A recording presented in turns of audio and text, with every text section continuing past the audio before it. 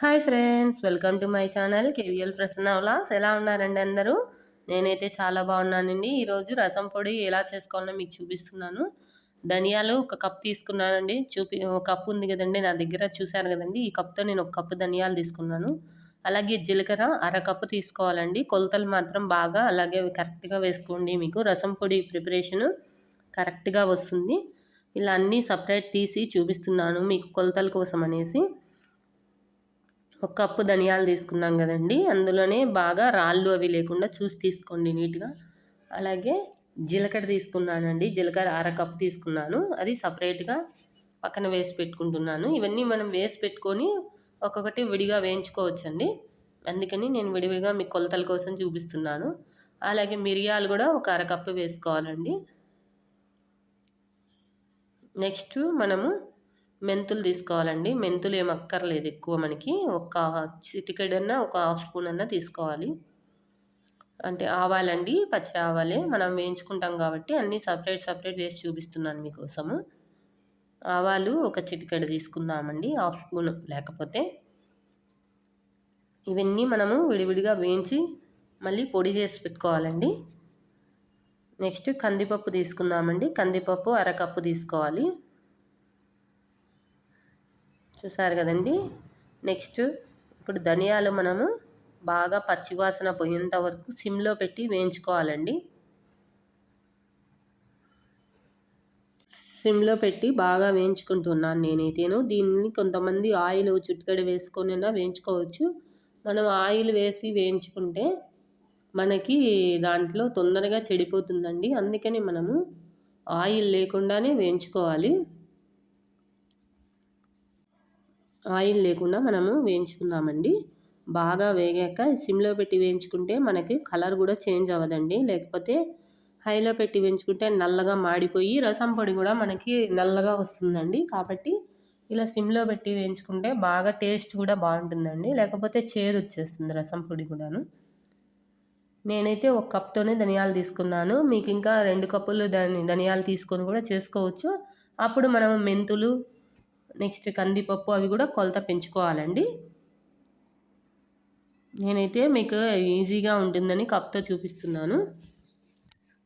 First time చేసుకునే వాళ్ళు దయచేసి ఛానల్ చూస్తున్న వాళ్ళు సబ్స్క్రైబ్ చేయండి, లైక్ చేయండి, షేర్ చేయండి, కామెంట్ చేయండి. ఈ చలికాలం మనకి రసం పొడి ఇంట్లో తయారు చేసుకొని ప్రిపరేషన్ చేసుకోవడం వల్ల చాలా బాగుంటుందండి. రసం చాలామంది మనము చలికాలం తింటుంటాం కదండి ఎక్కువగా. నేనైతే డైలీ రసం పెడతానండి. రసం లేకుండా మేము అస్సలు రసం లేకుండా ఉండలేను అస్సలకి. రసం కంపల్సరీగా చేసుకుంటాను. పిల్లలైనా కూడా రసం తింటారండి డైలీ మనకి. అందుకని రసం పొడి ఇలా బాగా చేసి పెట్టేసుకుంటానండి. ఈ 1 కప్తో అయితే నాకు ఒక 20 డేస్ 25 డేస్ వస్తుంది. నేను మళ్ళీ కావాలంటే సపరేట్ చేసుకుంటానండి. చూడండి, వేయించినవి తీసేసి ధనియాలు ఇలా తీసి పెట్టుకున్నాను. నెక్స్ట్ అలాగే ఎండుమిర్చి కూడా ఒక 10 కాయలు తీసుకోవాలి. అలాగే కరివేపాకు ఒక పిడికెడు తీసుకోవాలండి. నెక్స్ట్ ఇంగువ అండి, చిటికెడు దీంట్లోనే వేసేసుకోవచ్చు. నెక్స్ట్ కందిపప్పు వేయించుకుందామండి. ఇది కూడా సిమ్లో పెట్టి వేయించుకోవాలి. ఎక్కువ మనకి హైలో పెట్టడం వల్ల ఎర్రగా అయిపోతుంది, లోపల అనేది పచ్చివాసన వస్తుందండి. కాబట్టి సిమ్లో పెట్టుకొని మనం వేయించుకోవాలండి, బాగుంటుంది టేస్ట్ కూడాను. చూసారు కదండి, ఇలా బాగా వేయించుకొని ఇందులో మనం కరివేపాకు కూడా వేసేసుకుంటున్నాం కాబట్టి మనం ఒకవేళ కరివేపాకు దొరకపోయినా కూడా రసం పెట్టేటప్పుడు చాలా బాగుంటుందండి. నెక్స్ట్ మనము కందిపప్పు కూడా వేయించేసుకున్నాక ఇవి మాత్రం మనం సపరేట్ వేయించుకోవాలండి, ధనియాలు కందిపప్పు. మిగతావన్నీ మనము అన్నీ కలిపి వేయించుకున్నా ఏం కాదండి. ఎందుకంటే ఇది మనం కొద్దిగా వేగడానికి లేట్ అవుతుంది. అందుకనే మనం విడివిడిగా వేయించుకునే చూపిస్తున్నాను నేనైతేను. ఇలా విడివిడిగా బాగా వేయించితే బాగా వేగుతాయండి. ఇది చూసారా, ఇలా బాగా సిమ్లోనే వేయించుకోవాలండి. కాకపోతే కొద్దిగా కలుపుతూ ఉండాలి మనకు, లేకపోతే మాడిపోతుంది. చూడండి, బాగా కలుపుతున్నా కదండి, నేనైతే అలాగే కలుపుతూ ఉన్నానండి. ఈ మనము మంచి కందిపప్పు అయినా తీసుకోవచ్చు, లేకపోతే మనకు స్టోర్ కందిపప్పు కూడా తీసుకుంటారండి చాలామంది. ఏదైనా బాగుంటుంది. నెక్స్ట్ కందిపప్పు కూడా ఇందులో వేసేసుకున్నాను కదండి ధనియాల్లోనే. ఇప్పుడు ఇవన్నీ కలిపి మనం ఒకసారి వేయించేసుకోవచ్చండి. ఇందులోనే నేను ఇంగువ కూడా వేసేసుకుంటున్నాను.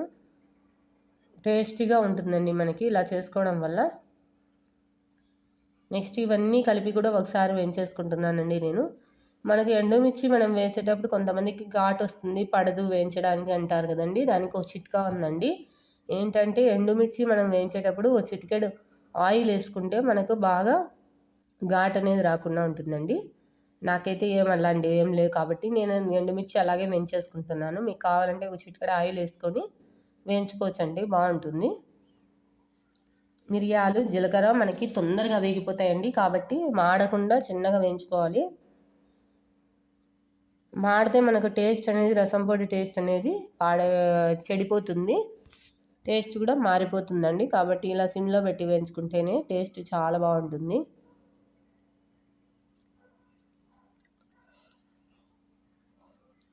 చూడండి బాగా కరివేపాకు అనేది మనం ఎండు కరివేపాకన్నా వేసుకోవచ్చండి. మనం కరివేపాకు లేదే అనుకోకూడదు. అలాగే పచ్చి కరివేపాకన్నా వేసుకోవచ్చు. ఎండు కరివేపాకు మనం ఎత్తి పెట్టుకుంటాం కదండి, అదన్నా వేసుకోవచ్చు. ఎండుమిర్చి అనేది మనం ఎండుమిర్చి పైన తొడిమలు ఉంటాయి కదండి, అవి తీనక్కర్లేదండి. తీయకుండా అలాగే మనం మిక్సీ పట్టుకోవచ్చు. ఎందుకంటే అందులోనే దానికి కారం ఎక్కువ ఉంటుందండి, కాడల్లోని మనకి తొక్కల్లో దీంట్లో తొడిమల్లో. అందుకని నేనైతే ప్రతిదానికి కూడా అలాగే వేసేస్తానండి, మనకి మిక్సీలో బాగా పడుతుంది కాబట్టి. ఇదన్నీ బాగా వేయించి పెట్టుకున్నాక మనకు మెత్తగా పౌడర్ చేసి పెట్టుకోవాలండి. మనము మెత్తగా పౌడర్ చేసి పెట్టుకుంటే మనం ఒక 1.5 స్పూన్ అలా వేసుకుంటే సరిపోతుందండి, జనాన్ని బట్టి. లేకపోతే జనాలు ఎక్కువ ఉంటే ఒక 2 స్పూన్స్ 2.5 స్పూన్ వేసుకోవాలండి రసం పౌడర్ కూడాను. చూడండి బాగా వేయించేసుకొని మనము మెంతులు కూడా ఇందులోనే వేసాం కదండి, బాగా వేయించేసుకోవాలి దీన్ని. ఎక్కువసేపు పట్టదండి ఇది మటుకు మనకు. ఎక్కువ ధనియాలు, కందిపప్పు అనేది చాలాసేపు పడుతుంది వేయించడానికి. ఇది కొద్దిగా టైం అనేది తక్కువే అనిపిస్తుంది. చూడండి ఇలా బాగా వేయించేసుకోవాలి. దయచేసి ఛానల్ చూస్తున్న వాళ్ళు సబ్స్క్రైబ్ చేయండి, లైక్ చేయండి, షేర్ చేయండి. చాలామంది చూస్తున్నారు కానీ ఛానల్ని సబ్స్క్రైబ్ మాత్రం చేయట్లేదు. మీకు ఇంకా మరిన్ని పొడులు తయారు చేసి చూపిస్తాను నేను. ఎందుకంటే నేను ఎక్కువ పొడులు అనేది బాగా ఇష్టంగా తింటాను మా ఇంట్లో. నేను ఇంకా నెక్స్ట్ సాంబార్ పొడి తయారు చేసి చూపిస్తానండి మీకు. ఇది రసం పౌడరు, ఇంకా సాంబార్ పొడి కూడా మీకు చూపిస్తాను. ఇది చూశాక మీరు కంపల్సరీగా ట్రై చేసి కామెంట్ చేయండి ఎంతమంది ట్రై చేశారో. అలాగే సబ్స్క్రైబ్ చేయడం మాత్రం మర్చిపోవద్దండి. చూడండి ధనియాలు, మనకి జీలకర్ర, మిరియాలది కూడాను చాలా బాగా వేగుతున్నాయండి. మనం వేయించేటప్పుడు కూడా బాగా స్మెల్ వస్తుందండి. ఇలా బాగా స్మెల్ వచ్చేటప్పుడు మనకు వేగినాయని అర్థం చేసుకోవాలండి. బాగా వేగుతున్నాయి. మన కరివేపాకు కూడా చాలా మంచిదండి ఆరోగ్యానికి. మనకు కరివేపాకు ఎక్కువగా తినడం వల్ల మనకి హెయిర్ చాలా మంచిగా ఉపయోగపడుతుందండి. చాలామంది పిల్లలు కరివేపాకు రసంలో వేసినా తీసేస్తారు. అలా చేయకుండా ఇలా మనం వేయించి పొడి చేసేసామంటే కూడా పిల్లలు ఖచ్చితంగా ఆ పౌడర్ కలిసిపోతుంది కాబట్టి తింటారండి ఖచ్చితంగాను. అది పిల్లలకి మంచి విటమిన్స్ వస్తాయండి దానివల్ల. బాగా వేగిపోయాయండి. ఇప్పుడు ఇవి మనము పక్కన తీసి పెట్టుకున్నాం కదండి ధనియాలు, అందులోనే ఇవి వేసేసుకొని మనము బాగా మెత్తగా పేస్ట్ చేసుకోవాలి. చూడండి అన్నీ నేను కలిపి పెట్టేసుకున్నాను వేయించి. ఇవి కాసేపు చల్లారాక మిక్సీ పట్టేసుకోవాలి మెత్తగా. చూడండి నేనైతే మిక్సీ కూడా పట్టేసుకున్నాను, చాలా మెత్తగా కొట్టి పెట్టుకోవాలండి. ఇప్పుడు మనకు రసం పొడి తయారైపోయిందండి. గుమగుమలాడే రసం పొడి తయారైంది. దయచేసి వాచ్ చేయండి. Please subscribe my channel KVL Prasanna vlogs.